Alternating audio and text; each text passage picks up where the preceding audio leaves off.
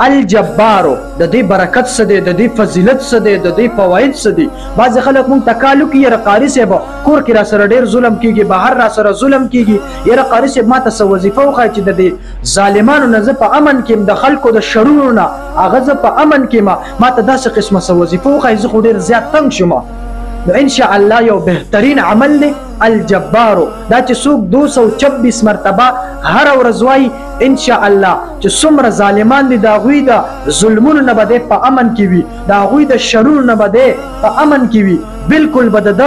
ده سره به هغوی څه واسطه نه راځي، شر نه به په امن کې، د ظلم نه به په امن کې وي، بالکل به د دوی سایډ ته ګوریم نه. نو دا عمل دا لازم کوي په ځان باندې، هر ورځ دا 226 مرتبه لازمي وایي انشاء الله د ظالمانو د ظلم نه به په امن کې، د شرپسند د خلکو نه به، د هغوی د شرور نه به هغه تاسو په امن کې، بالکل به تا سره تا باندې څوک هم ظلم بیا نه کوي. نو دا عمل لازمي کول پکار دی مونږ له.